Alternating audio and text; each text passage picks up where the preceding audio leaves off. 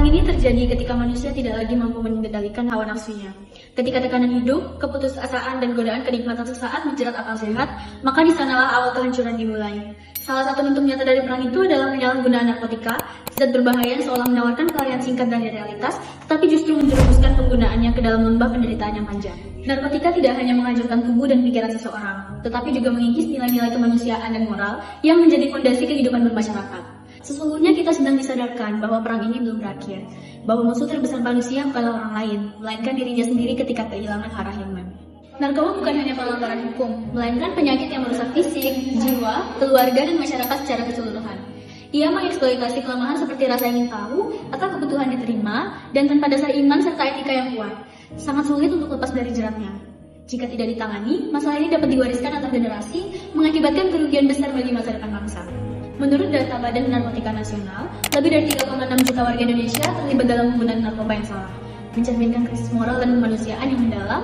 Setiap tahun, ribuan pemuda yang seharusnya pendorong kemajuan bangsa kehilangan nyawa atau potensi akibat ketergantungan ini, sering dipicu oleh tekanan hidup, pergaulan bebas, dan pencarian pelarian sementara. Kini, Indonesia diakui sebagai salah satu pusat peredaran narkoba terbesar di Asia Tenggara. Peredarannya tidak lagi terbatas di kota besar, tetapi sudah menyebar hingga ke daerah pedesaan, lingkungan sekolah, dan tempat kerja. Lebih menyedihkan lagi, beberapa pelaku justru berasal dari kalangan yang seharusnya menjadi teladan masyarakat, seperti aparat penegak hukum atau public figure. Masalah narkoba jelas bukan hanya tanggung jawab aparat penegak hukum, tetapi menjadi tantangan bersama seluruh elemen masyarakat. Selama masih ada celah bagi keserakahan dan lemahnya pengawasan, ancaman narkoba akan terus ada bersembunyi di sekitar kita dan siap menjatuhkan siapapun yang lengah. Karena itu, diperlukan kesadaran kolektif dan komitmen moral untuk benar-benar memerangi bahaya narkoba, bukan hanya dengan hukum, tetapi juga dengan keteguhan nilai dan integritas. Masalah narkoba di Indonesia saat ini sudah berada pada tahap yang sangat mengkhawatirkan. Jika dulu peredarannya banyak berasal dari penyelundupan luar negeri, kini justru sudah mengakar di dalam negeri sendiri. Ironisnya, banyak jaringan narkoba yang dikendalikan dari balik penjara, tempat yang seharusnya menjadi sarana pembinaan dan pemulihan moral. Banyak pelaku yang telah menjalani hukuman justru kembali terlibat dalam kejahatan serupa, menandakan bahwa sistem pembinaan belum sepenuhnya efektif. Akibat penggunaan narkoba tidak hanya dirasakan oleh individu, tetapi juga menyebar luas dan merusak kehidupan masyarakat. Penyalahgunaan zat ini tidak hanya merugikan diri sendiri, tetapi juga menimbulkan dampak negatif bagi keluarga, lingkungan, dan negara. Secara ekonomi, narkoba menyebabkan kerugian besar, miliaran rupiah habis setiap tahun untuk penegakan hukum, layanan kesehatan, dan rehabilitasi. Dana negara yang seharusnya digunakan untuk pendidikan atau pembangunan justru terserap untuk mengatasi dampak narkoba, merugikan potensi sumber daya manusia sekaligus keuangan negara. Dari sisi sosial, banyak keluarga hancur karena narkoba. Anak kehilangan panutan, pasangan, kehilangan kepercayaan, dan masyarakat kehilangan rasa aman. Lingkungan yang dulu harmonis berubah menjadi penuh ketakutan dan kecurigaan.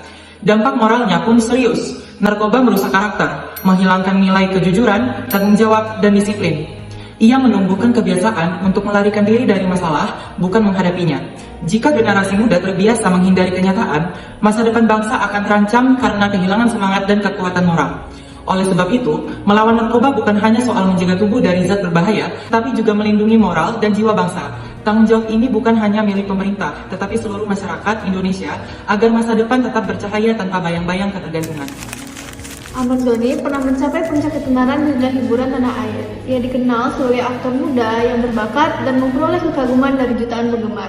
Akan tetapi, di balik penampilannya yang menawan di depan kamera, hanya sedikit orang yang menyadari bahwa ia sedang menghadapi konflik internal yang intens dan merusak.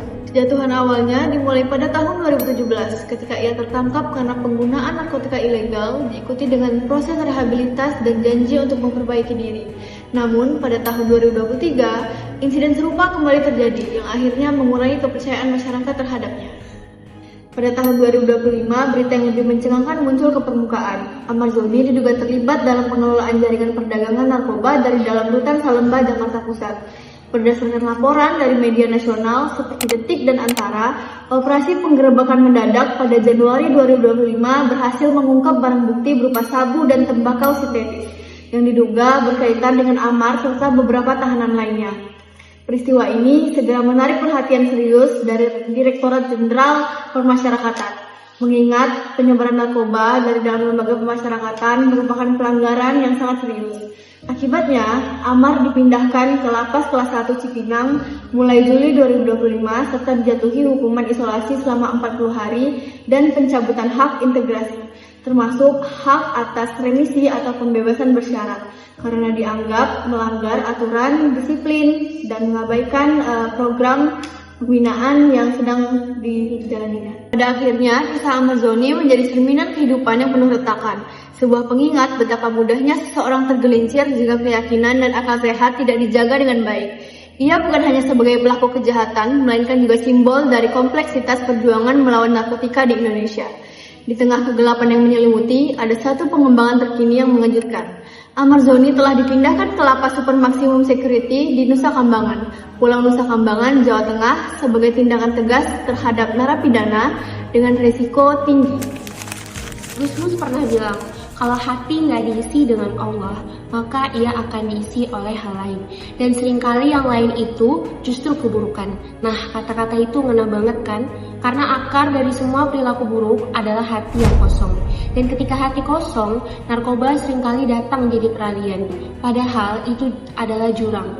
Makanya, menjaga akal berarti juga menjaga hati, biar tetap terisi dengan zikir, ilmu, dan kesadaran. Supaya kita tetap jadi manusia yang berpikir, beriman, dan punya arah. Pada akhirnya, akal dan iman adalah cahaya, dan tugas kita adalah menjaganya agar nggak padam. Rasulullah juga bersabda, setiap yang memabukkan adalah hammer, dan hammer adalah haram. Jadi bukan soal bentuknya, baik itu cair, pil, atau asap, tapi efeknya. Selama itu bikin akal kita gelap, bikin kita kehilangan kendali, ya itu haram. Menjauhi narkoba bukan cuma soal kita patuh sama hukum negara, tapi bentuk rasa syukur atas karunia akal dan kesadaran yang Allah kasih. Karena saat akal terjaga, iman pun tetap menyala. Islam itu ajarin kita buat jernih berpikir, sadar dalam hidup, dan kuat menahan hawa nafsu. Tapi kalau akal ditenggelamkan dalam zat-zat yang memabukkan, kita nggak cuma kehilangan arah, tapi kita kehilangan jati diri kita sebagai hamba Allah. Padahal Allah udah ngingetin jelas banget dalam surah Al-Maidah ayat 90-91 yang berbunyi, sesungguhnya hammer, perjudian, berhala, dan undian nasib adalah perbuatan keji dari perbuatan setan. Maka jauhilah agar kalian memperoleh keberuntungan. Artinya jelas, segala hal yang memabukkan dan mengaburkan akal itu adalah jalan setan. Dan di zaman sekarang, narkoba adalah bentuk modern dari hammer yang dilarang itu. Pernah gak sih kita mikir kenapa Allah kasih manusia akal? Bukan cuma buat mikir logika, tapi buat merenung, menimbang, dan memahami hidup ini. Akal itu karunia terbesar.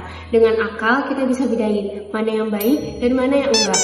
Dengan akal juga kita bisa kenal siapa pencipta kita. Makanya menjaga akal itu sama aja kayak menjaga martabat kita sebagai manusia yang beriman. Kalau akal kita rusak, hilanglah arah, hilanglah kesadaran. Dan salah satu hal yang paling bisa menghancurkan akal adalah narkoba. Mari kita perhatikan sosok Jenderal Hugeng sebagai contoh yang mengunggah. Ia adalah figur yang menunjukkan bagaimana keyakinan dan integritas dapat menjadi tameng di tengah berbagai godaan dunia. Seperti yang dicatat dalam artikel Detik News, Hugeng dikenal karena kesetiaannya pada kejujuran.